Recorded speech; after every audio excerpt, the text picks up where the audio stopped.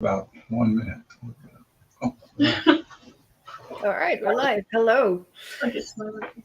Hi, everyone. Welcome to the This Is Not Therapy Hour.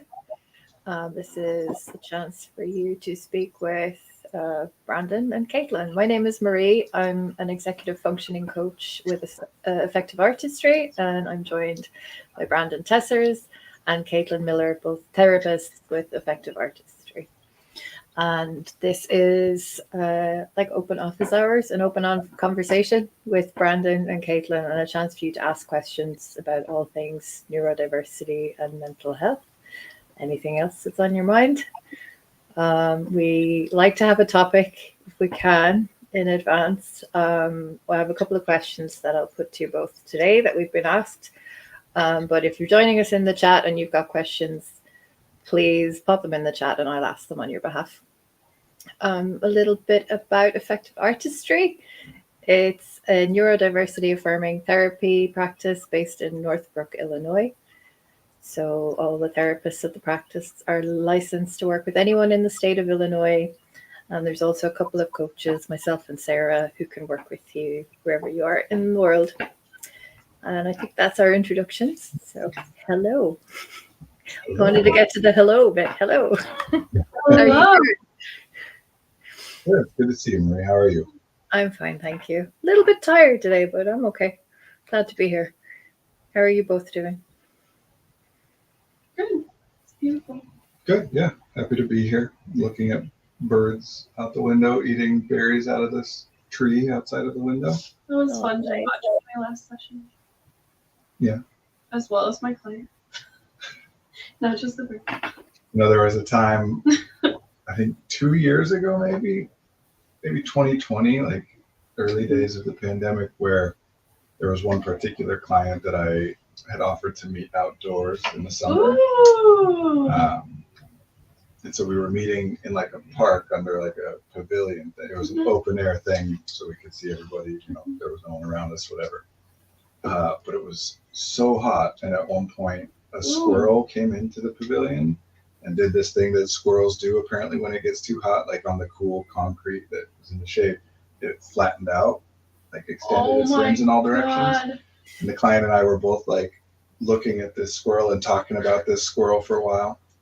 And it wasn't until later, this client has ADHD, I have ADHD, we were talking about ADHD related issues. It wasn't until later that I realized how stereotypical the two of us both been, of like, we're talking about squirrel.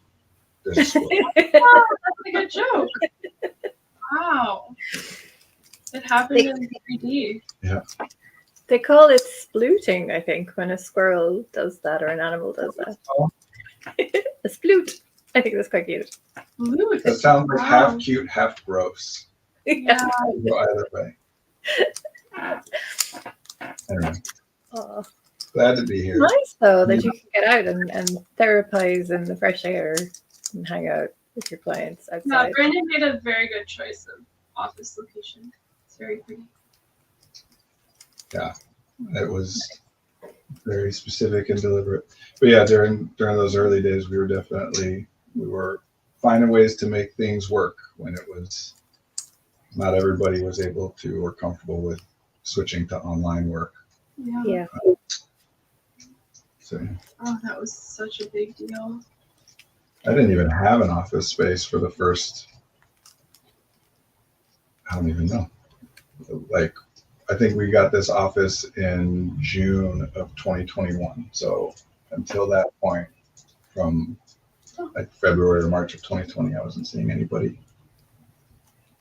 Haven't figured out if work will let me stream at the office yet, so I can't stay, but I hope you have a good stream. So thank you. Thanks for stopping sweet. by. Hope everything Hello, goes Dr. Snyder. like a new job, so congrats and good luck. Yeah, good luck. Anyway, we have some questions today, you said, Marie? We have a couple of questions. So just before we started, I read one of them out to Caitlin. So they're very different. One is actually from a coach, and one is from an autistic person who says, how about, why can I help everyone else with every conceivable problem with perfect suggestions and wisdom, yet fail to help myself? And in brackets, Obviously, I'm asking for a friend or someone I met once. Oh, funny. that's cute. I like the joke. Yeah. That's a good question, and we can talk some about that. Do you want to tell me the other question too, and we'll just Yeah. So see the what we other can do. question came in on Mastodon. I think there's a bit of an echo, is there, at my end? I'm not hearing an echo I here. think I heard a really tiny one. If anyone in the chat is hearing an echo, let us know. So this one is a question from a coach about workplace accommodations. I'm a life coach and neurodivergent. When a client identifies as ADHD, either self-identified or diagnosed, I'm never sure how to help them investigate accommodations at work. It feels risky to me. Where can they start without laying landmines they may later step on? And they go on to say that their clients are in the US, Canada, and also international. So the laws and the norms differ. So it might be quite a complex question to answer. Yeah, and I like both these questions, and both of them, of course, there's a lot of complexity and nuance and specifics that would vary from one case to the next, but there are, I think, helpful things to say in both cases. Where shall we begin, Brandon? Which one jumped out at you?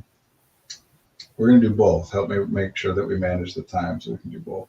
I feel like the workplace accommodations is more of a tangible thing that we can start with. I don't know. Okay.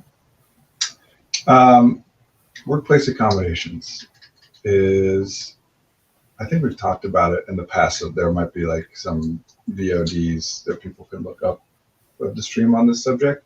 Yeah. But it's, even within the same country, it is not monolithic.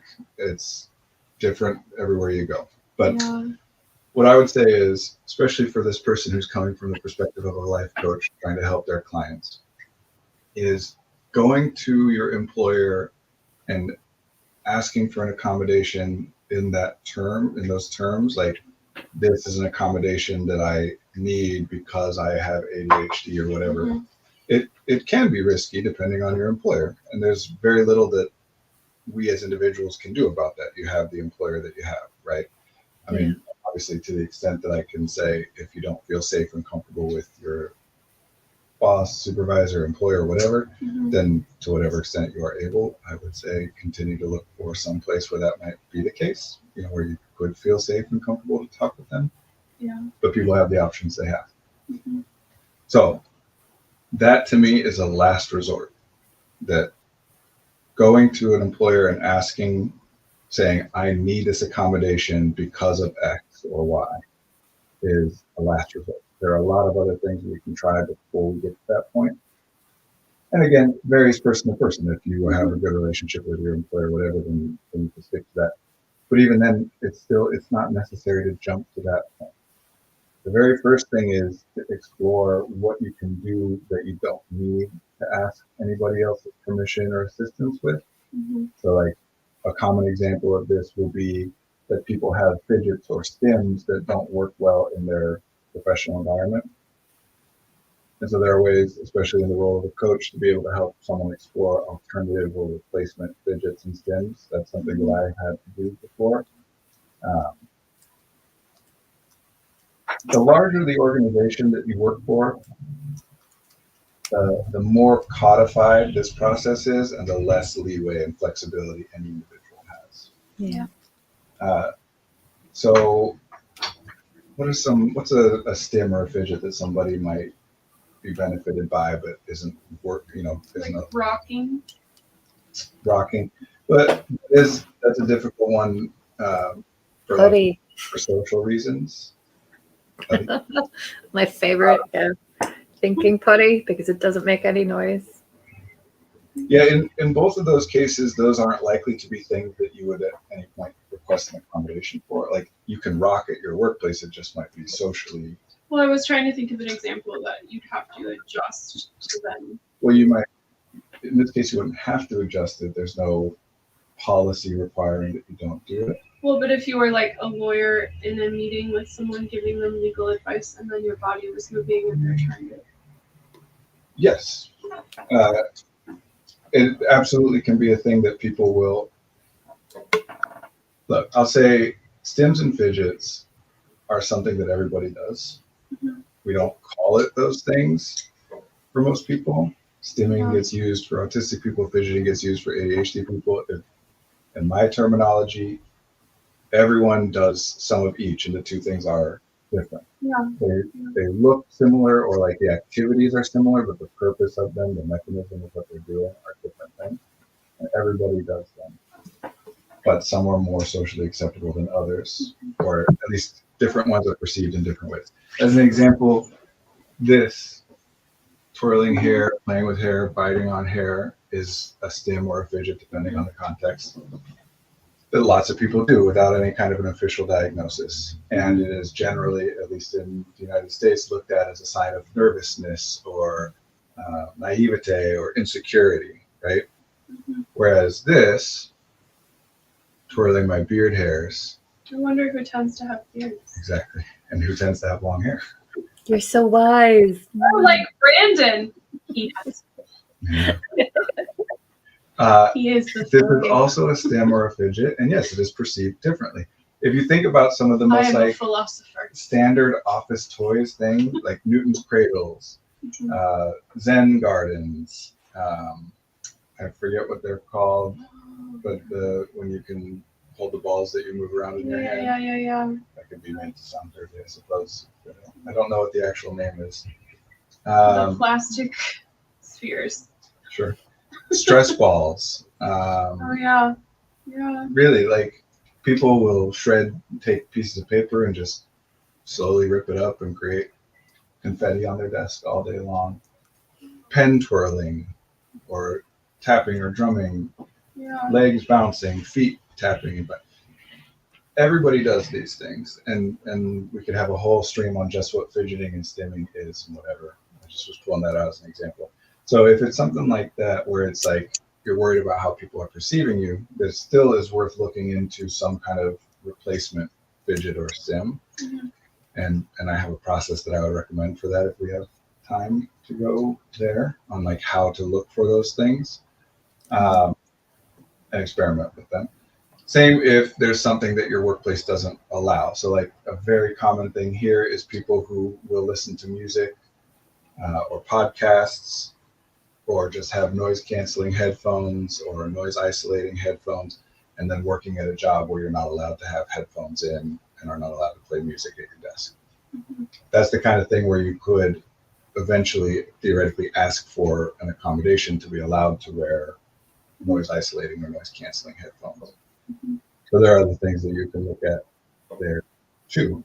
Um, so in either case, that's one of the common things, right? Is when there's some stim or fidget or some accommodation that works for you that is either frowned upon or you're worried about how you'd be perceived or it's not allowed, you can look at replacement things.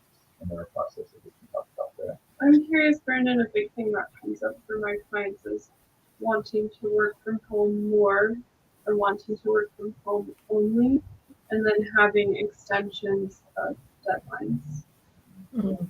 I feel like those are the two things that they talk about most wanting formal accommodations for. I'm curious what your thoughts are.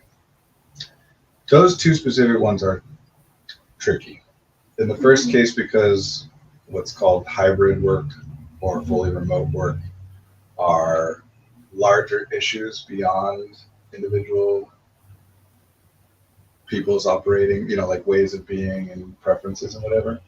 What do you mean by that? Um, depending on the workplace. So these are trends, right? Like individual workplaces are different.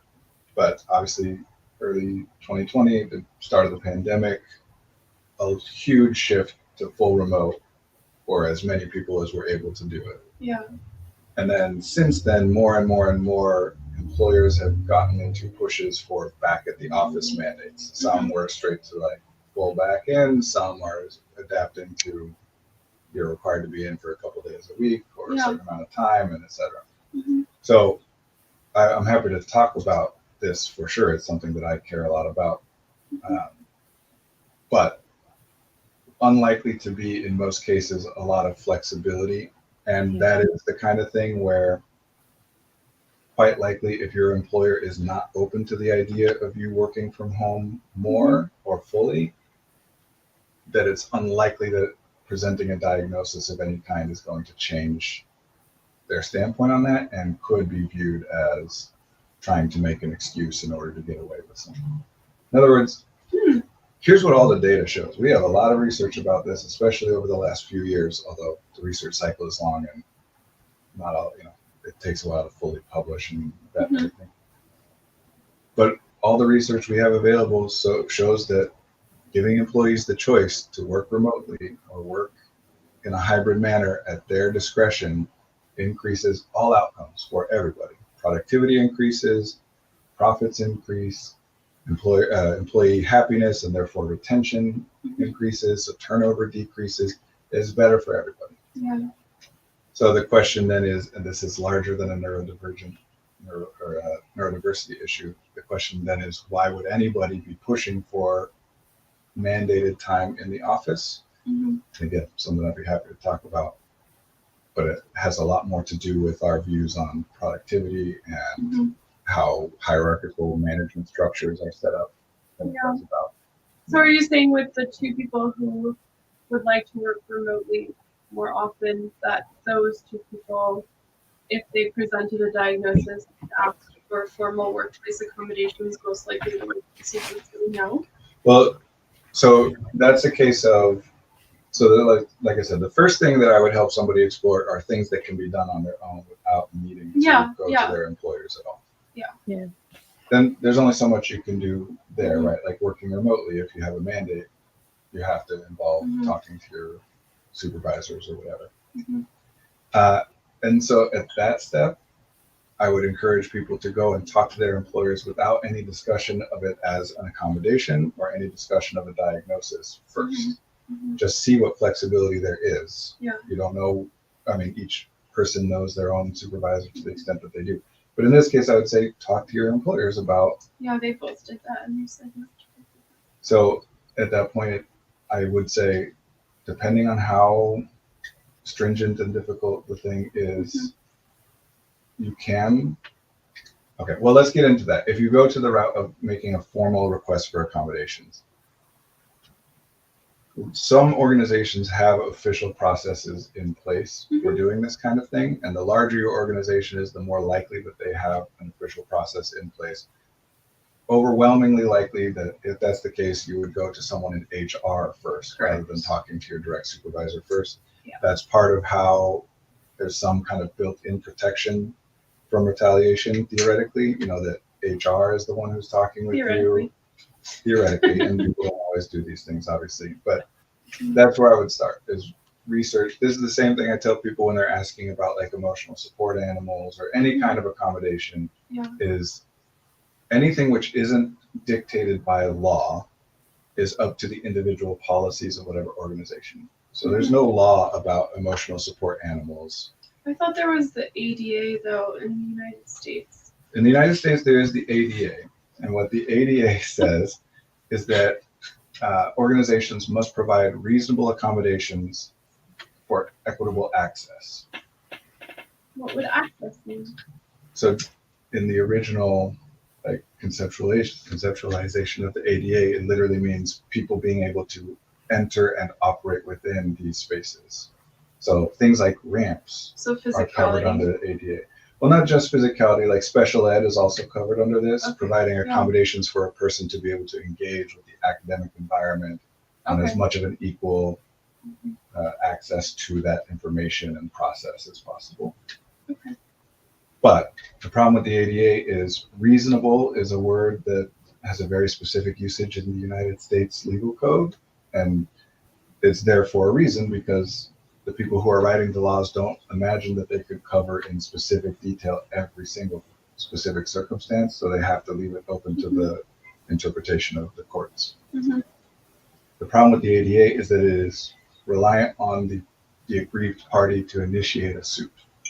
So essentially, if you ask for an accommodation that you believe is reasonable and should be covered by the ADA, and they say no, the only thing you can do is sue them, with your claim being that what you have requested is mandated because it would be covered by the ADA, and they're going to respond to that suit by saying, no, that's an unreasonable accommodation that you're asking for. I feel like this is gonna sound kind of dark, but I feel like that can be a way to force an employer's hand, because I think a lot of employers don't like to go to court, even if the person couldn't afford to go to court. But I also, but that's a very dangerous game to play with your employer. I am concerned I am taking us off course. My intention behind bringing this up is I was thinking about things that would go so far that actually asking for an accommodation might be necessary, because I was perceiving you were answering the question starting off at like the mildest form of what can we do together to try to accommodate you without having to do anything necessarily with your employer. Sure.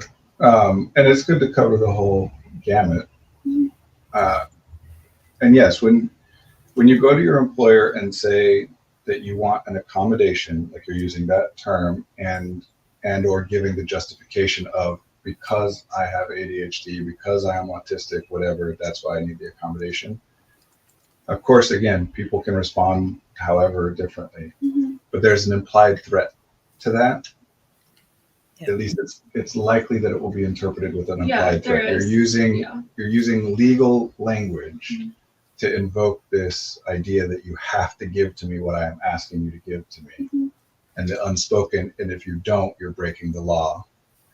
So just to finish off the suit thing, is every time someone goes through the process of suing over an ADA accommodation request, and the courts eventually end up finding that, yes, that's precedent now. So you don't always have to go initiate a lawsuit yourself. The other possibility is that you can find, or your lawyer, or with help, you can find precedent that's been set of like, see, employers are required, mandated to do this thing as proven in this other case. That way I don't have to sue you. I can just say, see, it's already been ruled on. This is a matter of settled law.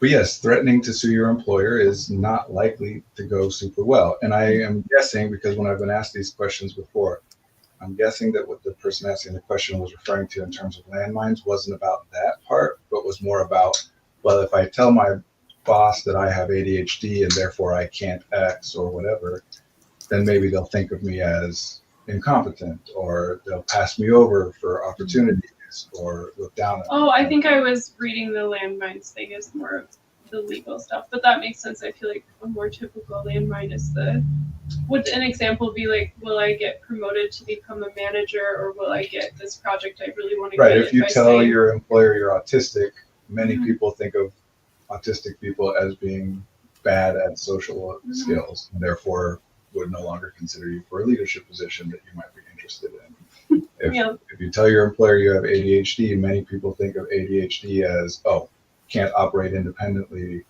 can't set deadlines, and they might micromanage you even more. So what really, a world.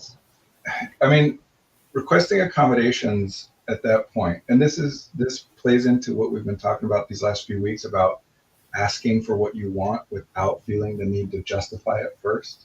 If that, like if you want the lights to be dimmer, just go ask if you can have the lights be dimmer. If you're afraid to do that, unless you can justify it, then by the time you go make the request, you might, from your perspective, think that you're saying like, hey, I'm so sorry to ask for this thing I wouldn't accept for blah, blah, blah. And they might interpret it that way, or they might interpret it as you're coming to tell them that they aren't supporting you, and that they aren't following the law, and that they aren't open. Or they're like discriminatory or something. Right.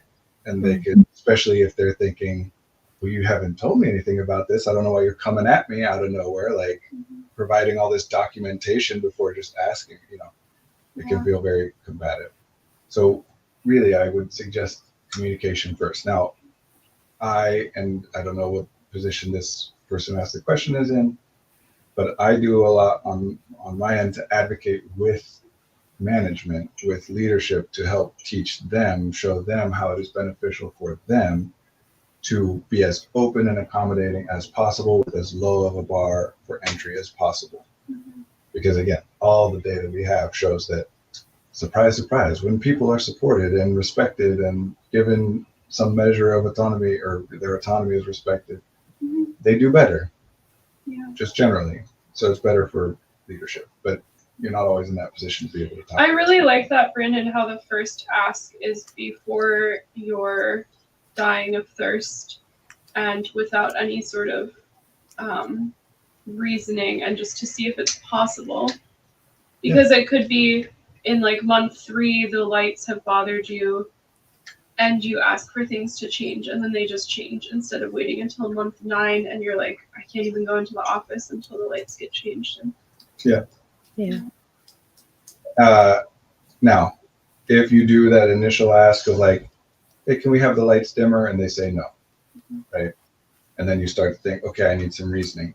At that point, I would say jump to the impact it has on you, not the intermediate step of why it impacts you in that way. Meaning, if you say, these lights give me headaches, or these lights make it very hard for me to focus on what I'm doing, or whatever, then that can be, oh, okay, that makes sense. We can adjust it to some extent, whatever, without having to say, these lights give me headaches because I am autistic. I've actually talked about language like that with clients who are trying to form more boundaries with family, like instead of sometimes dropping diagnoses, which they just roll their eyes and they say, I don't even care, to say like, this affects me in this way, this tangible way, like giving me a headache. Yeah, there's really, unless you are heading in that direction of making a claim that this is covered in the United States under the ADA, and I don't know what the equivalent laws are in other countries, but I would presume some similar. There's no code, there's no legal code that could list out every single potential request in every environment. So there's some loose guideline of what counts and what doesn't, no matter what.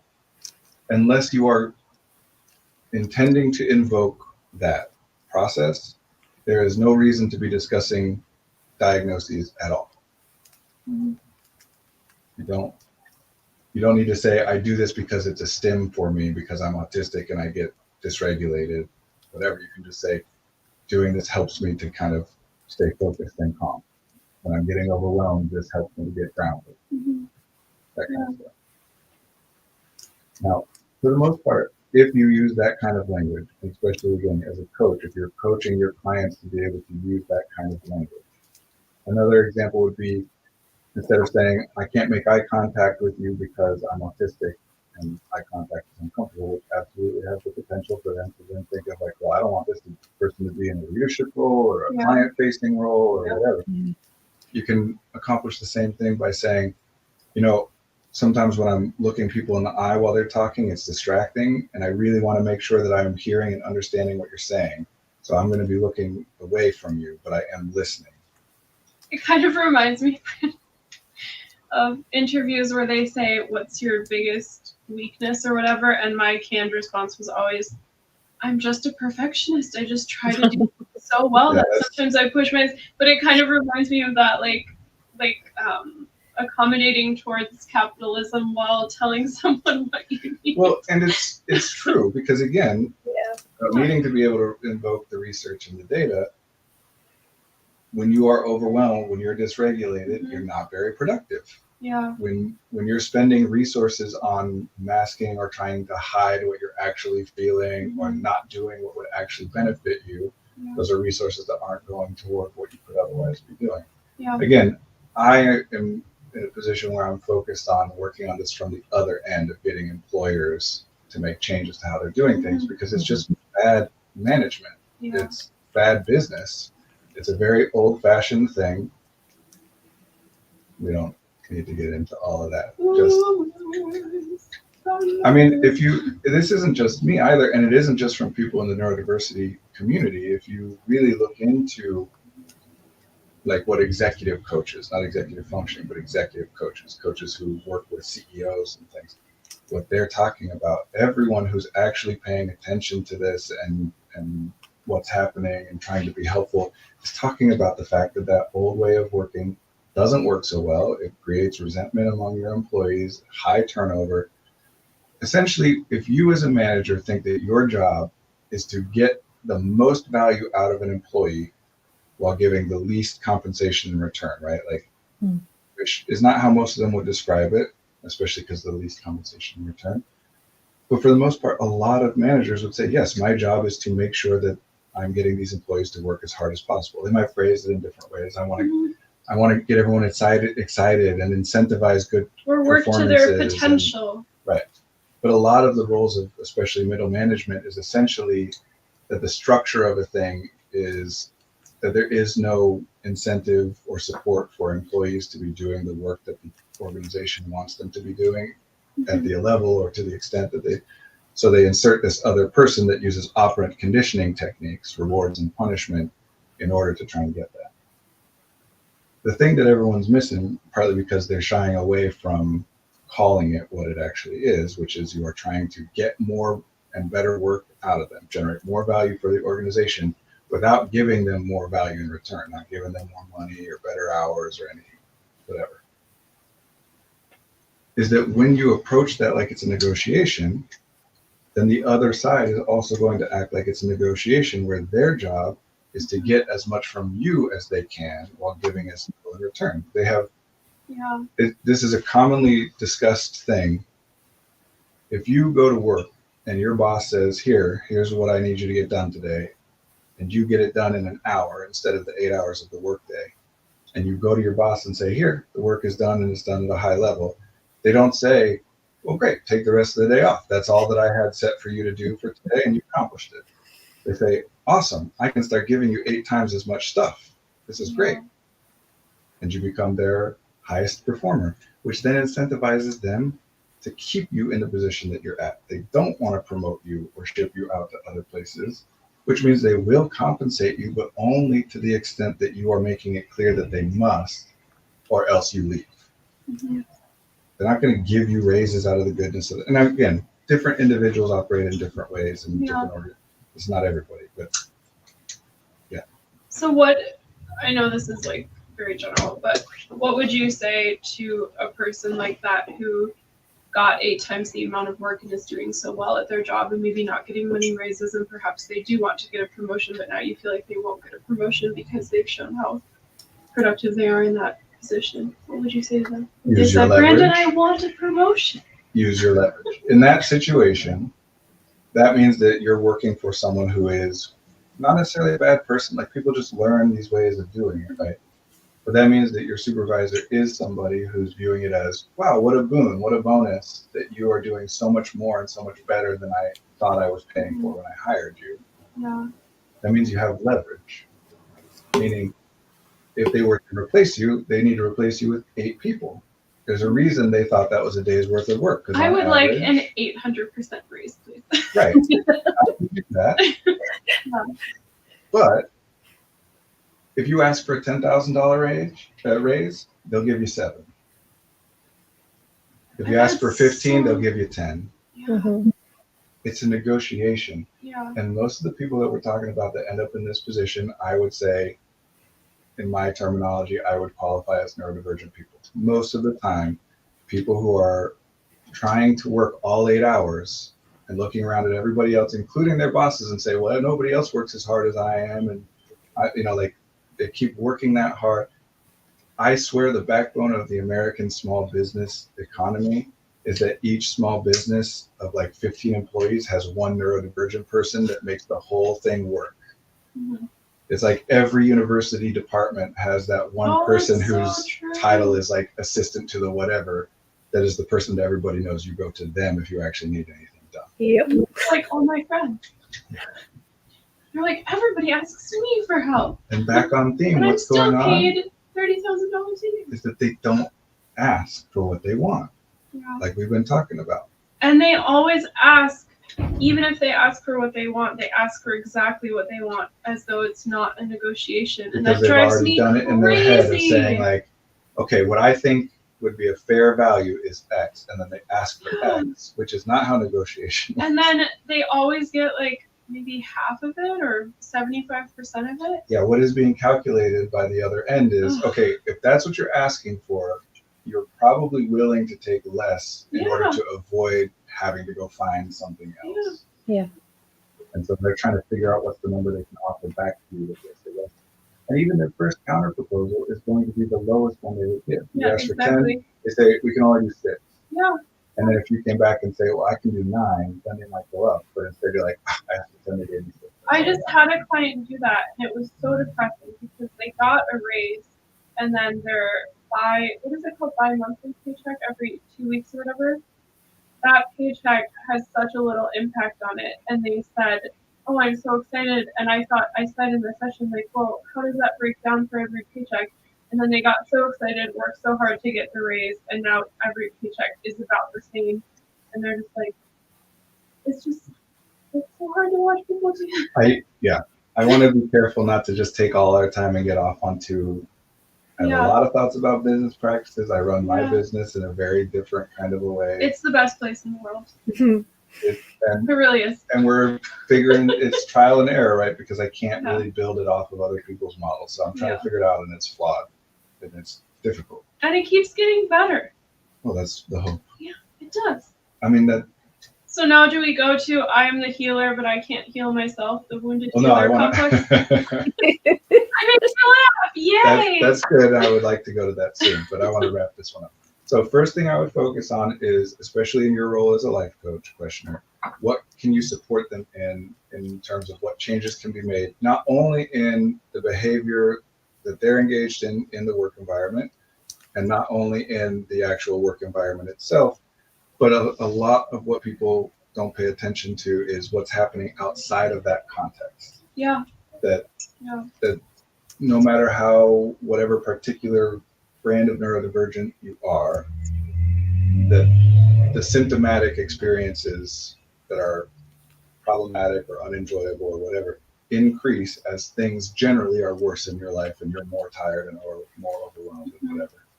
And as you get other things, as everything kind of comes more in line, as people will often say, the clinical diagnostic criteria for autism is not what an autistic person does. It's what an autistic person does when they're experiencing severe distress. So well-supported and accommodated autistic people will often not display frequent meltdowns, for example, which is one of the diagnostic criteria, or severe struggles in social situations and interactions. So there are ways to try and work with it on that end. I would also work on communicating with your employer. Honestly, my first recommendation most of the time is to communicate with your employer within under the category of just asking for what you want before even working on making your own changes. And again, sometimes that's like, well, this is a policy. I can't ask to have an extra day at home. So sometimes it's get tricked out. But I would always start with just going to your boss and saying, this would really help me, or I would like this, or can I have this? And it doesn't have to be like a 10-page document. Essentially, it's just one of those things. Honestly, again, even if it's one of those older-fashioned style employers who are doing it as a negotiation, the more you ask, the more things you ask for, in their head they're thinking, I can't say no every time. Yeah. So if you ask for 10 things, you'll get a few of them. If you ask for 2 things, you'll get neither. Yeah. So just go. And I think something to internalize is using relatable language as reasons for wanting the things. Yes. Because I think some people in our culture, at least in the United States, they hear things like autism and ADHD and they roll their eyes and they're just like, but if they heard like this will increase my productivity and decrease the likelihood of migraines, which will then increase my productivity even more, and I'll be the happiest employee ever, and I'll work 8 times as hard. And they're like, oh my gosh, sign me up. Yeah. Yes. Yeah. I will reemphasize. That's the second step. That's the second step. Yeah. Start by just saying what you like, saying what you want. I call that, like a lot of what we've been talking about lately, I call it preemptive justification. Yeah. Like, here's what I would like, but I anticipate pushback. And so if they were to push back, how would I explain why it's important or beneficial? And you have that ready to go. But just ask. They might not push back. They might say, yeah, that's fine. Yeah. No big deal. In which case, you would have just wasted all your time and energy that you spent coming up with a justification. Or you might, because you've already come up with it, put the justification out there without it being prompted, and that could take it off base into a different direction. By coming up with the justification, you're expending resources on the thing, which puts you in a mode that you're likely to think of it as more combative and be more afraid to go and ask for what you want. Yeah. look, if nothing else, if you are a neurodivergent person who is hesitant or afraid to ask for accommodations, I would bet that you already think this, and if you don't, look around at the people around you and you'll probably come to think it pretty quickly of why does everybody else just seem to get what they want and I don't? Everybody else, this person gets to leave early on this day to go pick up their kids, and that person gets to just like do online shopping for 2 hours every afternoon, and that because they're either asking for those things or they're just doing them without asking. Mm. If only there were some term we could use for people who are, for some reason, more inclined to be like, well, that's against the rules and I must follow the rules unless I get granted a specific, explicit exception to the rules. Yeah. One of my previous work environments, that was totally true. And it was a medical system. And there were like all these requirements. And then it took me about 6 months to realize that the average person there was doing maybe 10% of it, like not even 50%. Again, these places ask for way more than they expect because they expect employees to be doing much less than they're asked to do. That's part of the reason that they pay so low. If you ask them, they will give that justification.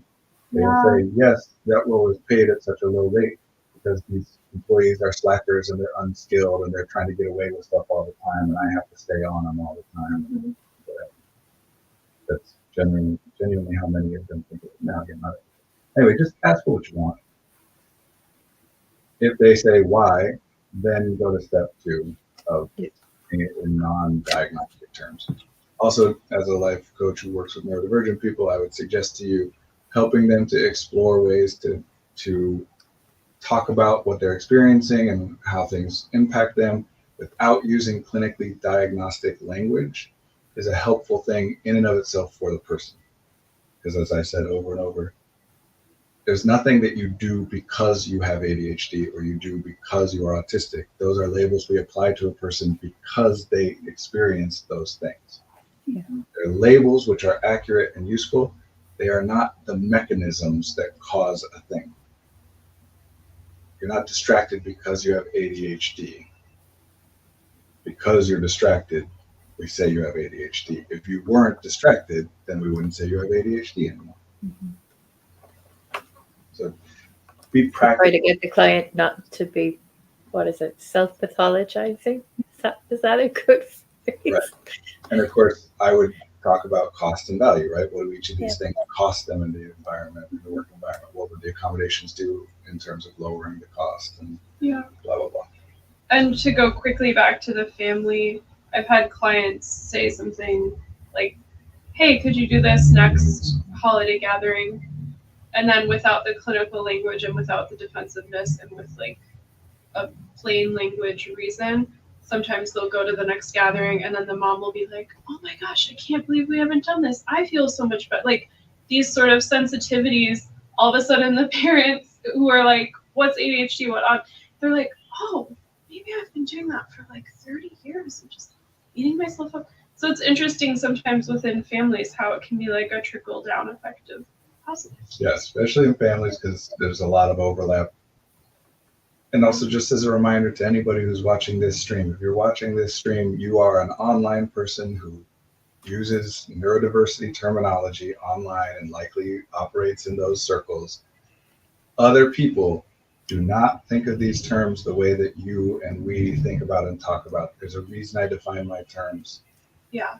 We here in this stream, when we say autistic or think autistic, that's not what most people are going to think when they hear that term. I would be curious, Marie and Brandon's opinion on a future stream about completely new language. I'm using completely new. That would be an interesting conversation. Yeah. The wounded healer. Brandon, why are we so messed up? Even though we Interesting interpretation of that question. So my first question for clarification to the person would be willing or able or both, right? They're saying, why am I so good at helping others but can't for myself?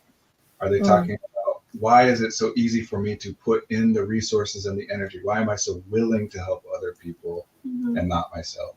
Or are they talking about why can I come up with good solutions and ideas for other people? I'm able to come up with those solutions, or for myself, I can't solve these problems. Yeah. That's the interpretation I hear a lot. That's, Okay. yeah. Well, Especially from people with ADHD.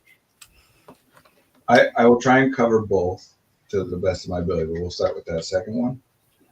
And the easiest and best answer I have for that is something called fundamental attribution error.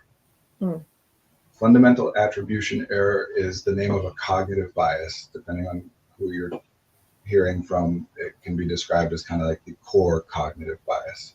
Cognitive biases are not the same, by the way, as like racial biases or cultural biases.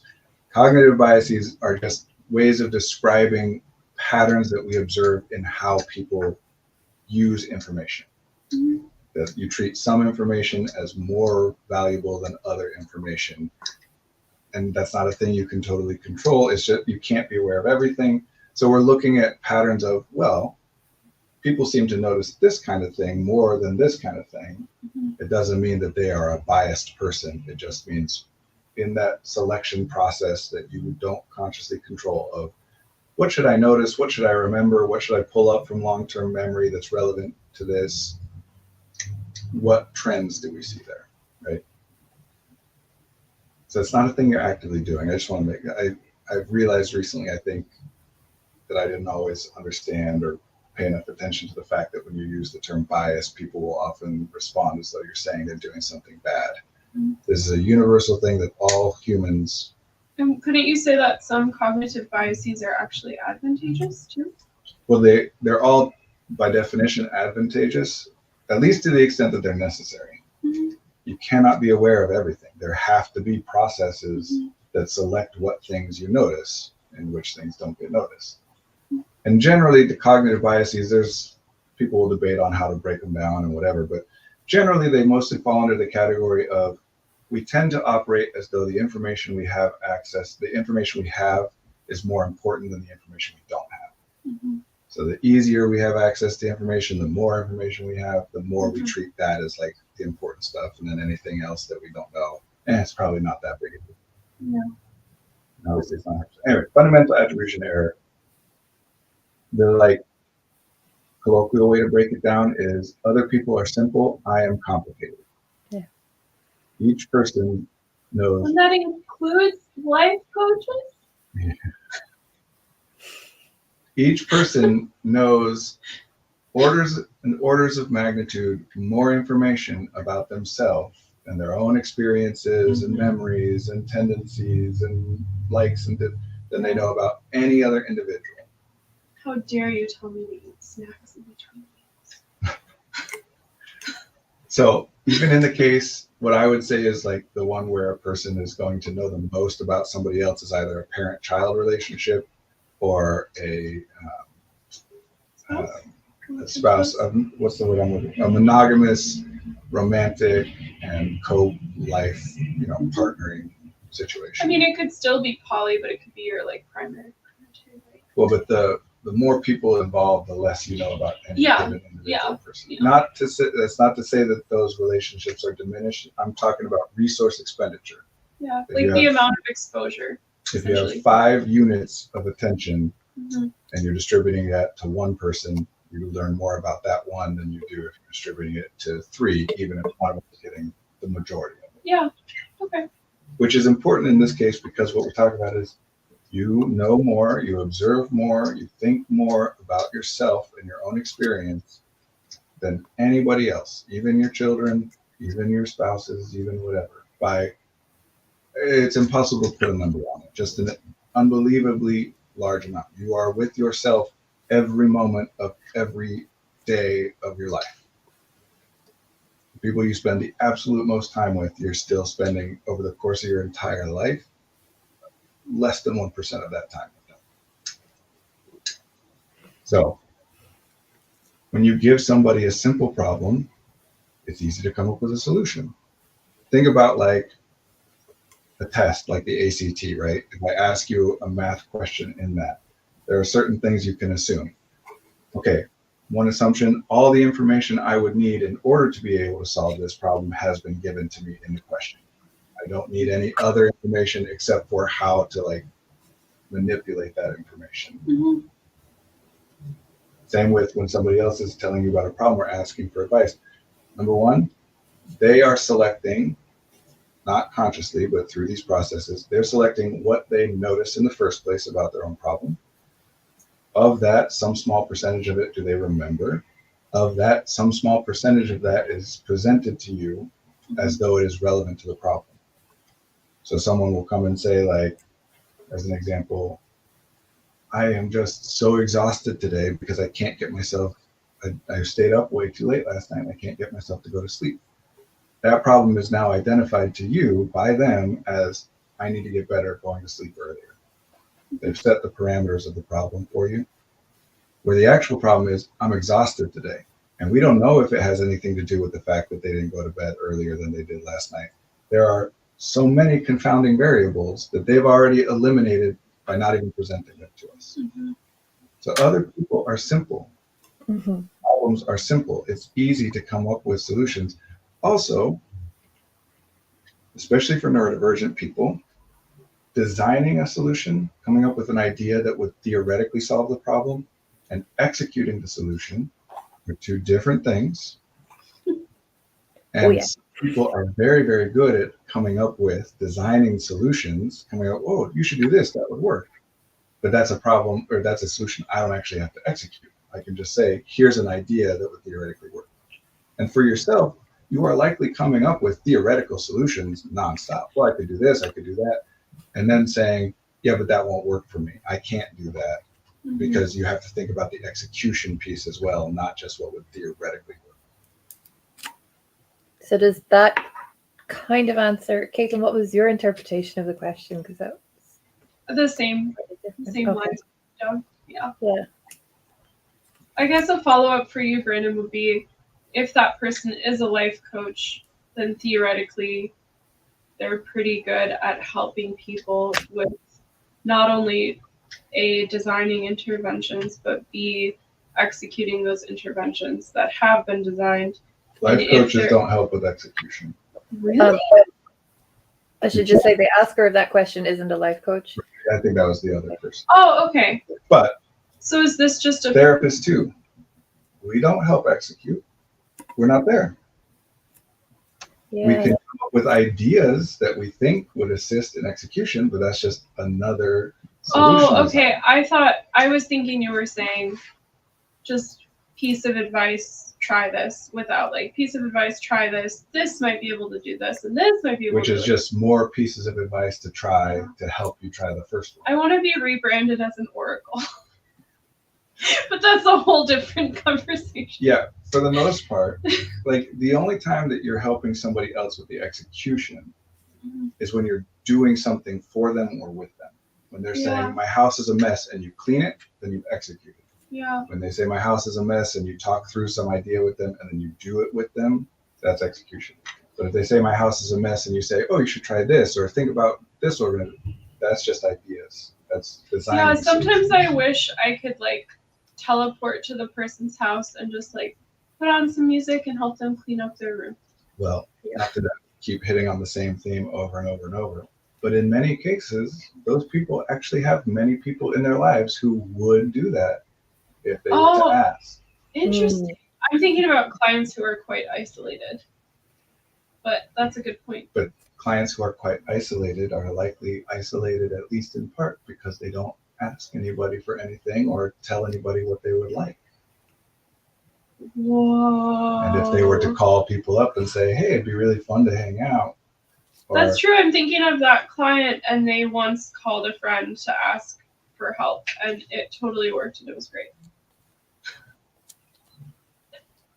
When you assume that everybody's going to either feel mad at you for asking or feel obligated to have to do it whether they want to or not, which would just lead to them being mad or resentful, you stop talking to people, you isolate.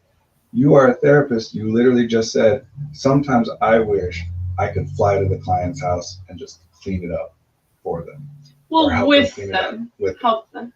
Either way, not one of those clients I would bet good money ever thought, I bet if I asked that Caitlin would love to come help me clean this house.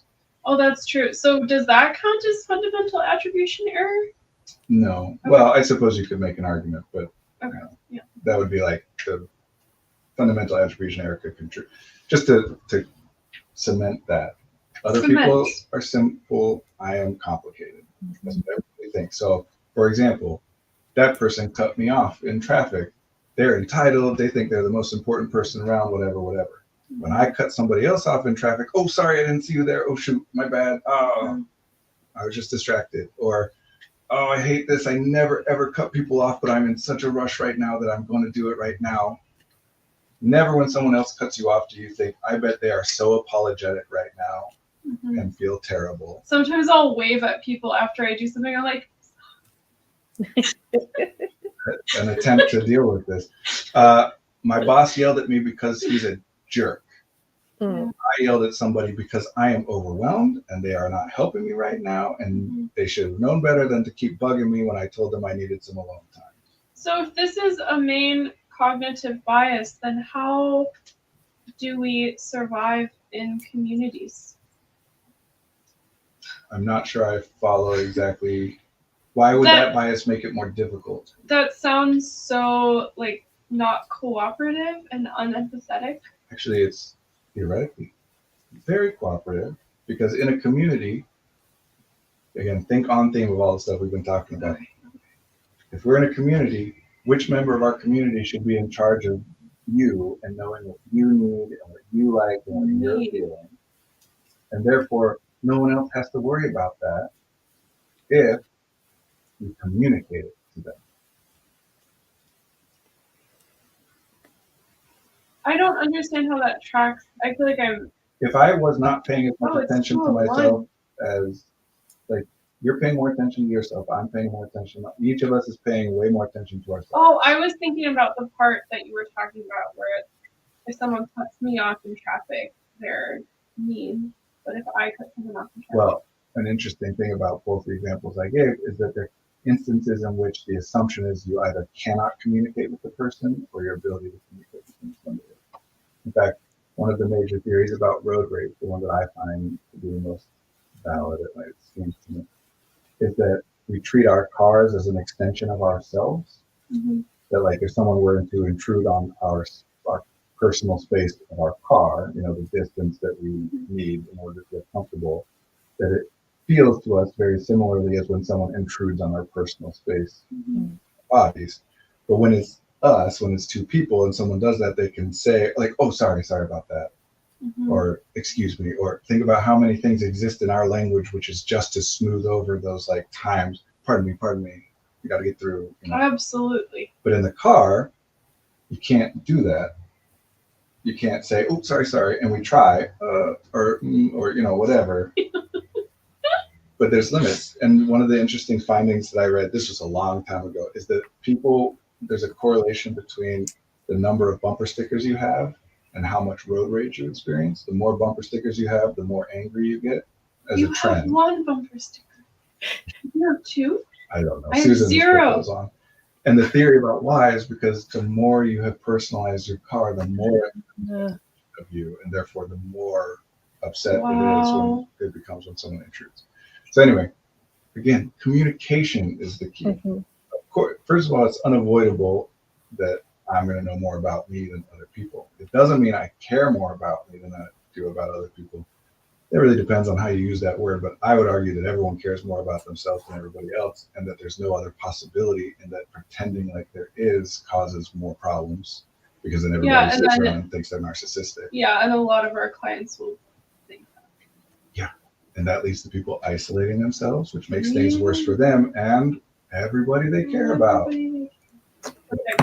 What actually happens, or what actually helps in community, is I don't want to have to worry about you, Caitlin, you, Marie. I got my own stuff. I trust that you will tell me when there's something going on with you. Well, it doesn't have to be words, but words are the most precise form of communication. Not just spoken words, but modular language, shared language is the most precise form of communication. But if a person cries, I know something's up. Yeah.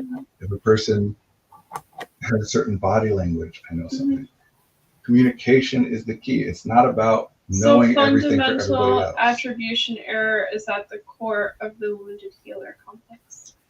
Sure. And thank you for coming to this. And I'll say there's an old proverb, and yeah, we'll wrap up because I have 2 o'clock. I'm gonna like what? No. And I forget its origins, and I've heard different versions, so please forgive me. I'm sure I'm gonna mess this up from whoever originally, but I think it's from Eastern philosophy. But anyway, the idea of life is like a large banquet table that everyone is sitting at, and there's plenty of food for us all, but each of us are using utensils, chopsticks, or forks, or whatever that are 6 feet long. And so you see 2 versions of that in the proverb. One where everybody is starving, even though there's food all over the place, because no one can use the 6 foot long thing to get stuff to their own mouth. And then another one where everyone is happy and satisfied because everyone's using it and feeding each other across the table, and other people are feeding you.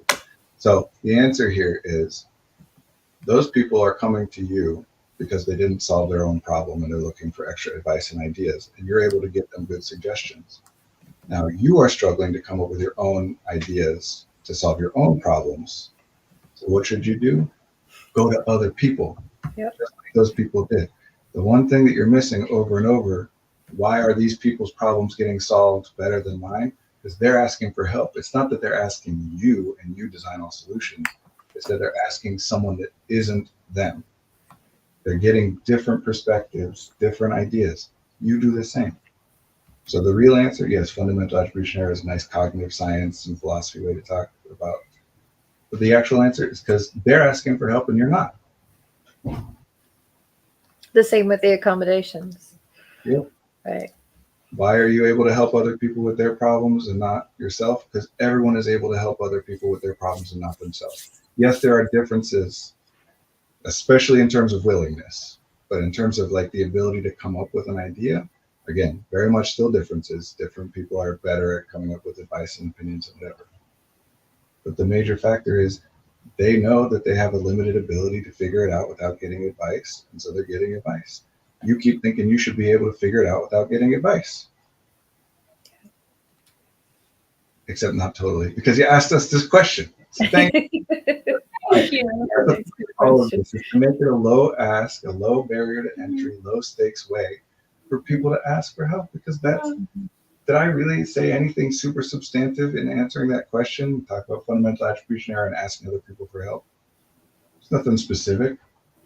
But if that person listens to this stream, there's a decent chance that going forward things are different for them. Yeah. Just because I was it, because to me you're simple.